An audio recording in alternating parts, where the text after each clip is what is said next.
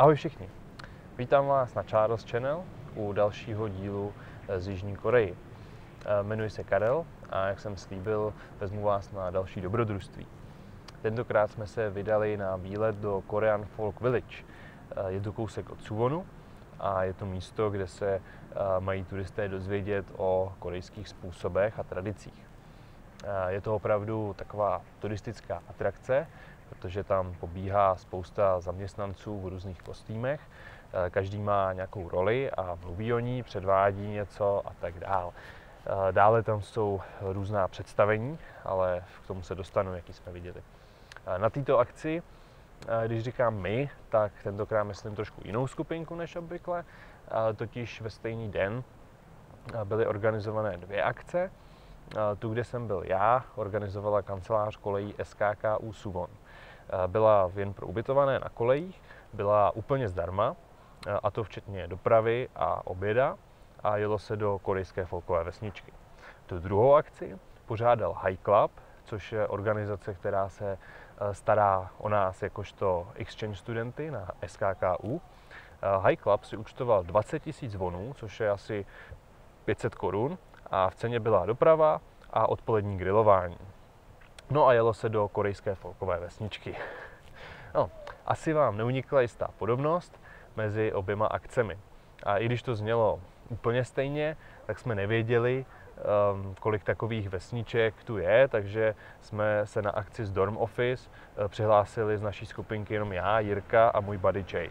Ostatní jeli s High Clubem. No, předtím se nám smáli, že nejedeme s nima a s partou lidí a že jedeme někam bůh ví kam úplně sami. No, krom toho, že jsme teda se dostali zase do úplně jiný fajn party zahraničních studentů, protože s náma jela skupinka PhD studentů, kteří jsou zde na celý studium a tak nemají vazby na High Club. A tak jsme se nakonec všichni sešli v úplně té samé vesničce. Přijeli jsme tam plus minus ve stejný čas, odjížděli jsme plus minus ve stejný čas. No a asi si umíte představit, že jsme to nakonec byli my, kdo se smál. Obzvláště po tom, co jsme jim popsali náš oběd, ale k tomu se dostanu. Zde nutno dodat, že oni měli zase po návratu do kampusu venkovní grilování, ale tam nakonec nebylo moc co závidět, protože počasí bylo ten den typicky aprílový a každou chvíli pršelo, a jakože pršelo, tak tím myslím, že lilo jak z konve.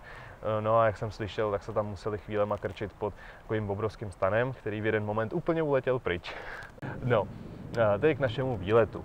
Teď už jenom k tomu opravdu našemu, protože jsme tam byli na stejném místě, obě dvě skupinky, ale každá jsme si jeli za sebe. Protože po příjezdu jsme dostali od Dorm Office takový seznam misí. Byla to soutěž v pořizování různých fotek. Ze začátku jsme se tam fotili všichni a plnili jsme to, ale nakonec se nás tolik nezúčastnilo, protože většina to v půlce vzdalo. Hrálo se o dárkovou poukázku do Starbucksu, tedy ne, že bych úplně toužil po té výhře, ale pro tu srandu a pro ten případný dobrý pocit z té výhry jsem se plně zúčastnil a vše jsem fotil tak, jak to bylo na misích. Tak. A jakýže jsme teda měli mise? Za první mise byla najít žebráka a vyfotit se s ním ve stejné póze jako on. Druhá mise byla vyfotit se před arénou, kde vystupují artisté na koních v póze a la Gangnam Style. Třetí mise byla vyfotit si selfie s mistrem, který vyrábí farmářské nástroje. A čtvrtá mise byla vyfotit se s jedním z kamarádů a s dvěma postavami z vesničky, jak předvádíme SKKU pomocí těl. Jako roztleskávačky. Pátá mise byla vyfotit se s 3 kamarády z různých zemí. To nebyl takový problém, když jsme tam byli každý od jinu, tak jsme se vyfotili ještě před vstupem do vesničky. Šestá mise byla v části jménem Jeju se vyfotit, jak držím nebo nesu hrnec. Tady jsem měl ještě jednoho kandidáta než tato první, co jsem nakonec poslal, a to, jak zvedám ten obrovský, ale nakonec jsem poslal tu, kde držím ten malej, protože jsem se tam tvářil líp. No. Sedmá mise byla najít obrázek s tím, co dělají farmáři v Dubnu v Korejském folkovém muzeu a vyfotit se před ním. To bylo jednoduchý. A osmá mise byla vyfotit se před budovou místního úřadu na nějakém stroji pro tresty v póze, jak jsme trestáni. U této mise bych se na chvíli zastavil, protože tam jsme si užili asi nejvíc srandy. Nejenom, že jsem se teda nechal vyfotit v leže, tak pak jsem ještě dobrovolně šel vyzkoušet takovou speciální židli a kluci se snažili s těma tyčema mě mučit, jak to šlo, ale evidentně nevěděli, jak na to, protože to moc nebolelo. Trošku to bolelo, když opravdu zabrali, ale pořád jako nic moc. A pak jsme to museli nechat, protože jsme šli na oběd. Ale pak úplně na závěr jsme se tam ještě zastavili a zrovna tam byli ti, co to obsluhují oficiálně. No a na tvářích lidí, co to zkoušeli s nima, bylo vidět, že ti to fakt umí. No a tak jsem pochopitelně to šel zkusit taky a byl jsem teda zvědavý, jaký to bude v jejich podání. No a jak můžete vidět, tak to vážně uměli, protože to fakt zabolelo.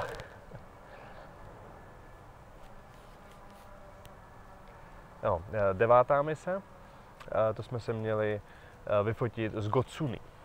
S tím byl trochu problém, protože Jamie nejdřív poradil, že je to postava zlé ženy, respektive bláznivé ženy, crazy woman.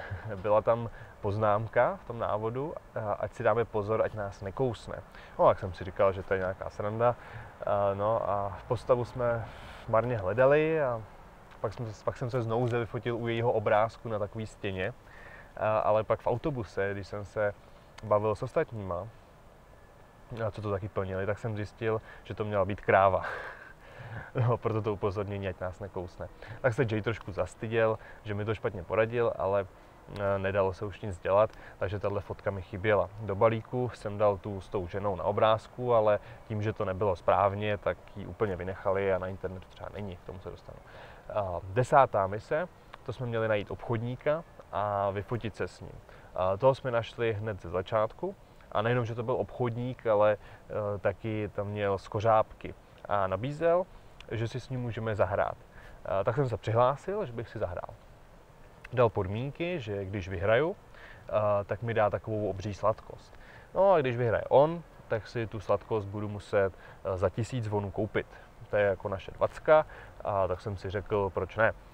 Navíc stejně to nebylo o tom dát mu ty peníze, ale koupit si tu blbost, takže jsem vlastně nemohl prohrát.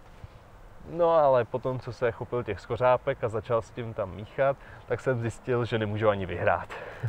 Bylo nás tam kolem stolu dokola spoustu a každý typoval jinou skořápku na konci.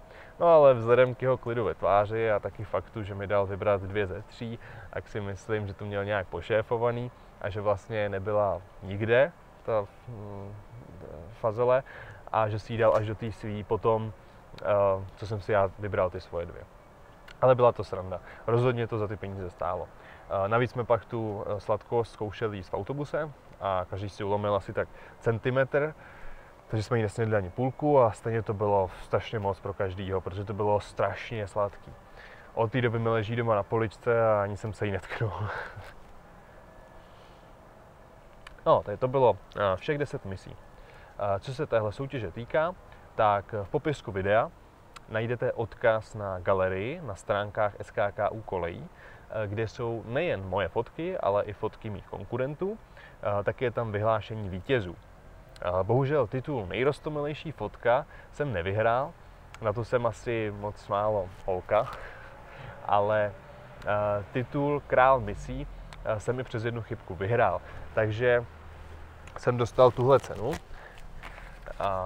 Je to vlastně kartička do Starbucksu, která mi někam zmizla teďka.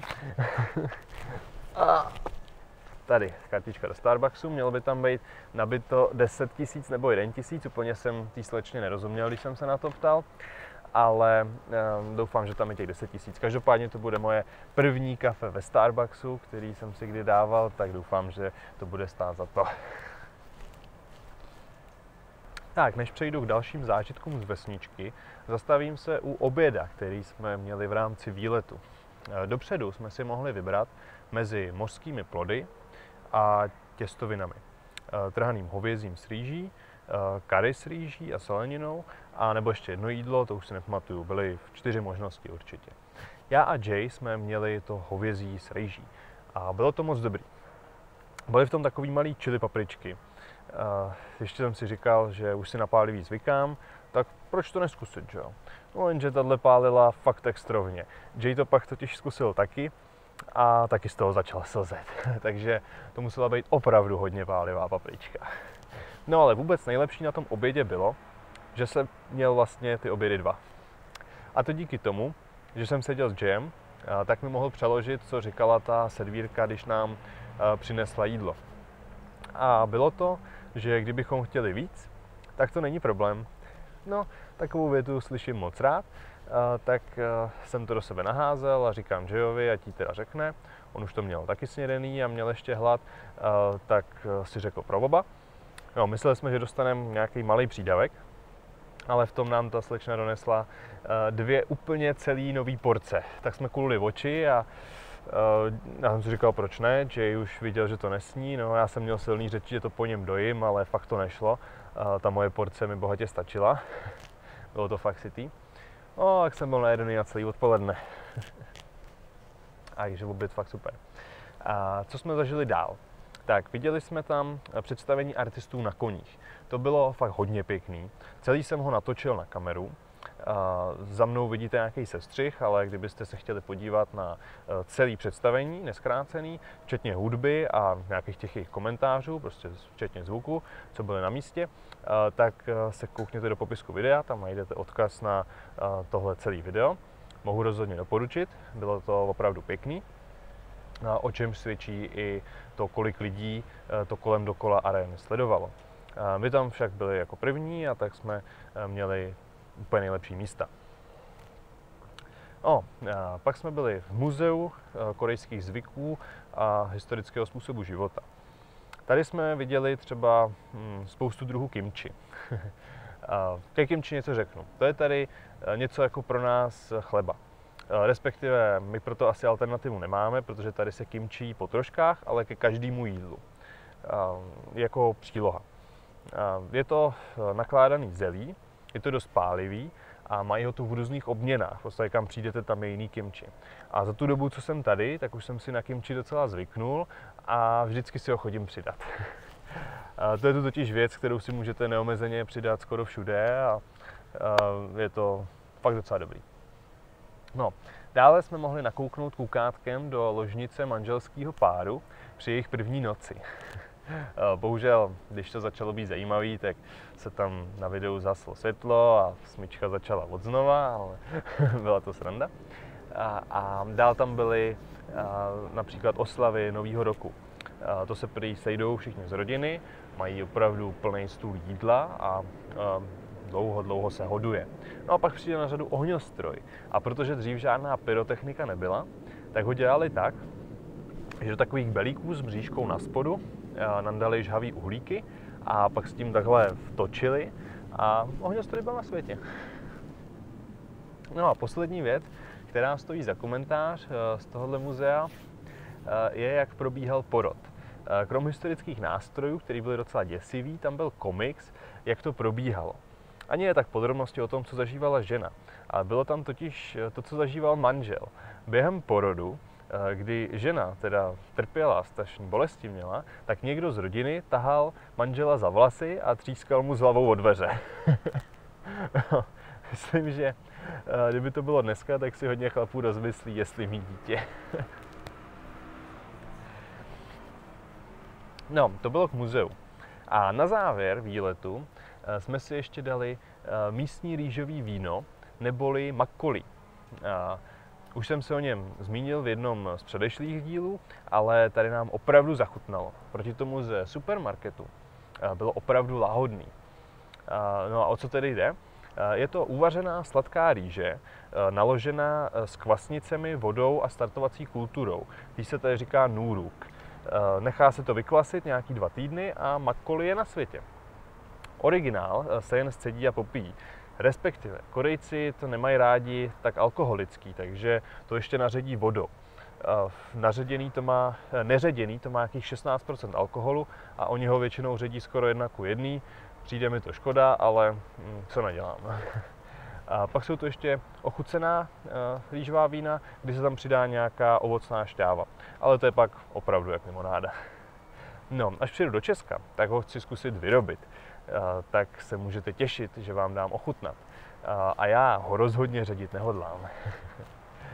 Jinak mi to dokonce tak chutnalo, že jsem musel nakonec dopít celou mísu. No, tak to by bylo pro dnešek už opravdu všechno. Doufám, že se vám v korejské folkové vesničce líbilo, tak jako mě, že jste taky dostali chuť na makgeolli a že jste se pobavili. Já se budu těšit zase za týden u dalšího dílu tohohle seriálu z Koreji, tady na Charles Channel. A díky, že jste se dívali. Zdravím do Česka.